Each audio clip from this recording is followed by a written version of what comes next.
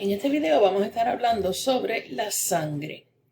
Y la sangre para los vertebrados tiene varias funciones, incluyendo el delivery o la entrega de oxígeno y nutrientes a las células. Pero no es solamente el oxígeno que va viajando en las células rojas o en el plasma, sino que también van los nutrientes que se adquirieron a través de la digestión. También va a llevar de los tejidos hacia los lugares donde se eliminan desechos para poder salir de ellos. Así que según usted va entregando nutrientes, también la sangre recoge desechos. Y esos desechos pues se van a ir eliminando, ya sea por el sistema urinario o por el sistema respiratorio, porque también desechos gaseosos se pueden desechar por ese sistema. Distribuye hormonas. Si usted se acuerda, una de las descripciones de las hormonas o definiciones era que podían viajar en la sangre. También sirve como una carretera, una autopista, para que las células y proteínas que protegen y reparan tejidos puedan viajar por ahí. Y estamos hablando específicamente del sistema inmune o de células madre que pueden estar viajando de un lugar a otro, por ejemplo, de su médula ósea a otros lugares. También va a distribuir calor de los músculos a la piel. Si usted tiene mucho calor, entonces el sistema de homeostasia, de control de temperatura, hace que los vasos sanguíneos puedan dilatarse para que el calor se pueda disipar. Si lo que hace es mucho frío, pues entonces el sistema va a contraer los vasos para que usted no siga perdiendo calor. En el adulto, en los humanos, tenemos cerca de 5 litros de sangre. Y un galón de sangre es 1.78 litros. Así que tenemos bastante sangre.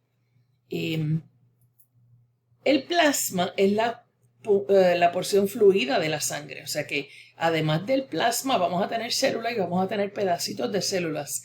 Por eso es que cuando hablamos de la sangre, hablamos de que hay plasma y hay un componente al que se le llaman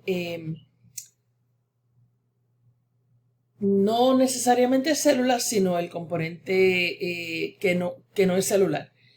En el plasma usted va a tener mayormente agua con algunas proteínas plasmáticas que incluyen las albúminas, que incluyen factores de coagulación como el fibrinógeno y que incluyen las inmunoglobulinas, que son los anticuerpos que sus células B van a producir y están viajando en la sangre.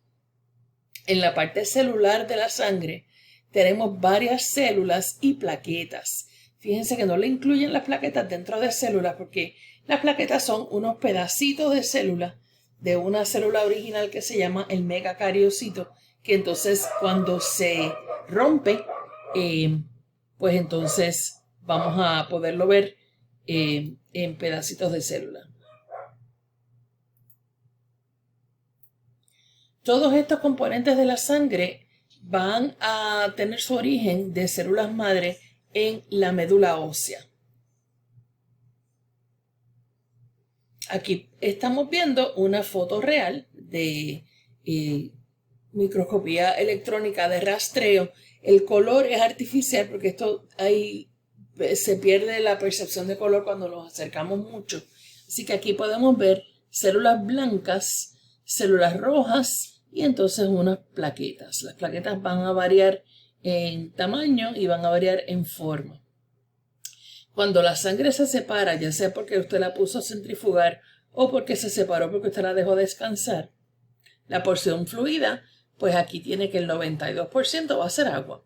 Y tiene pues todos los componentes que acabamos de discutir.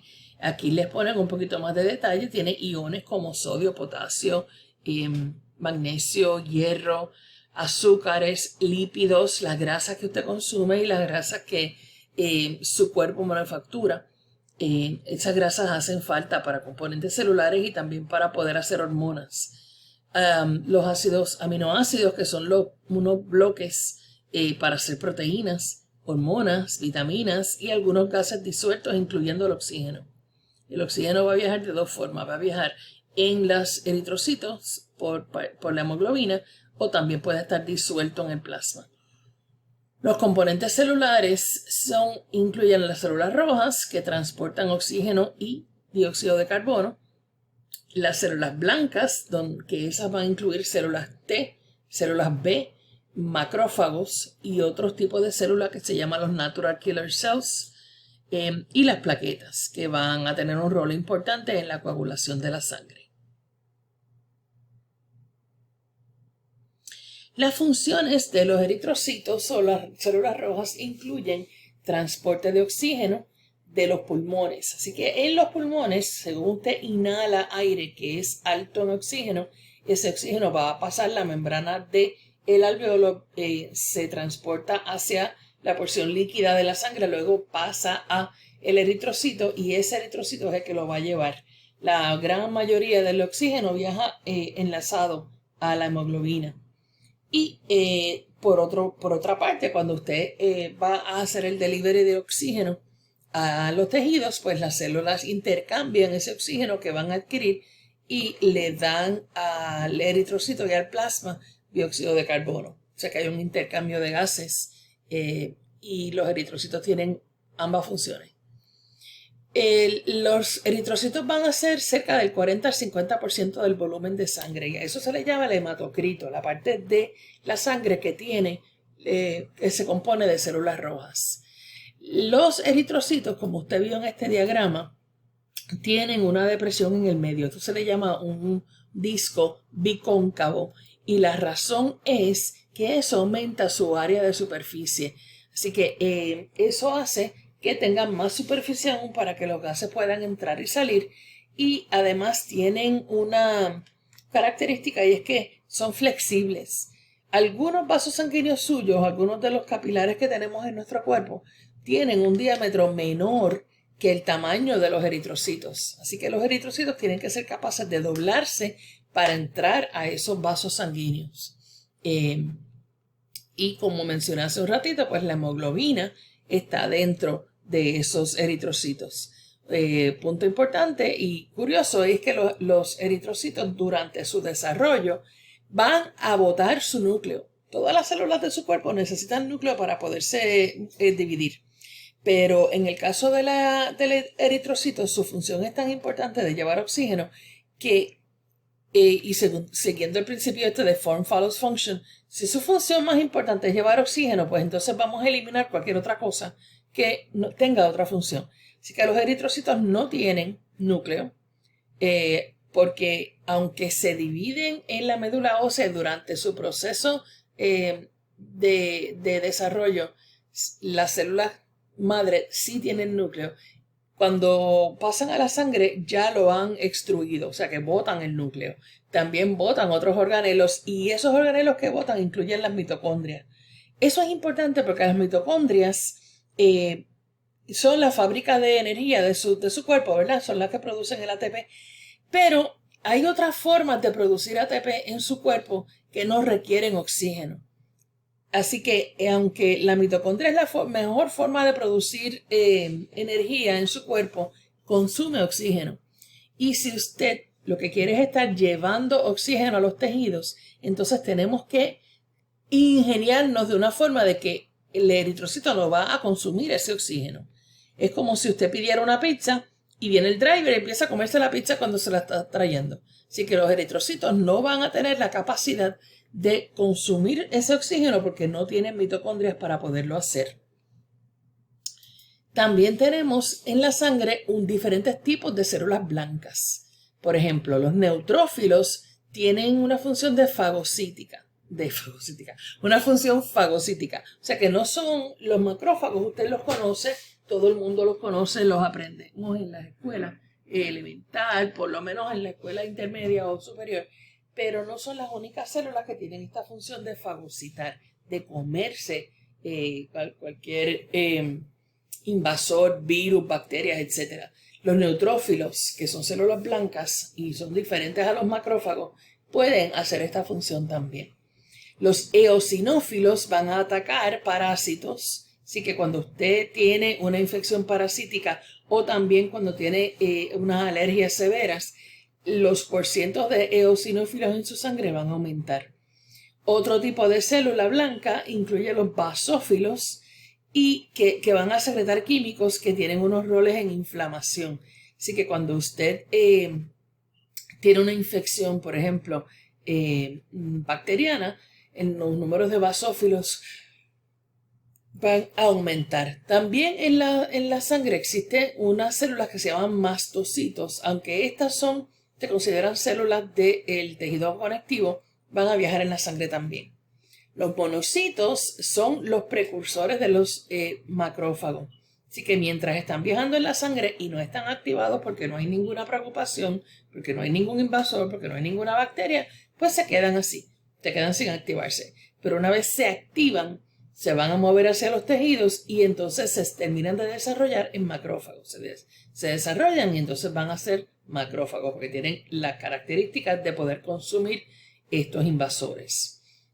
Además, los macrófagos tienen un sistema donde luego que consumen estos invasores, estas bacterias, estos virus, lo procesan y entonces lo presentan en su superficie para que los linfocitos lo puedan ver. Así que tienen unas funciones de antigen presenting cells, de células que presentan antígenos. Y eso es necesario para que los linfocitos lo puedan ver. Hasta que los macrófagos no presentan estos invasores o estas bacterias de esta forma, el linfocito no lo puede ver. Así que los macrófagos son bien, bien importantes como parte de la respuesta inmune. En cuanto al proceso de coagulación, es parte de un sistema más grande. O sea que el detener un sangrado se le llama hemostasia. Fíjense que hay una palabra que vimos hace poco, al principio del semestre, donde hablábamos de una forma de mantener todas las variables dentro de unos parámetros, ¿verdad? Y esa palabra era homeostasis. Esta es hemo. Hemo quiere decir, es el prefijo que se utiliza para referirse a la sangre. Y estasis es el detener. Así que vamos a detener el sangrado. Una de las formas en que nuestro cuerpo detiene el sangrado es la coagulación, pero hay otras formas. Así que aquí le dicen que es básicamente coagulación, pero no es la única forma en que usted va a detener el sangrado. Y ese sangrado a veces usted ni se da cuenta que está ocurriendo, porque si usted se da contra una pared, usted se cae, se da un mamellazo o se cae en la patineta, como siempre yo le hago el ejemplo, y usted ve que después de eso hay un moretón. Ese moretón es sangre que se escapó de un vaso sanguíneo. Usted no la vio salir de su cuerpo, pero fue un tipo de hemorragia interna. Y hay otras hemorragias obviamente más serias cuando se nos lesiona un vaso sanguíneo.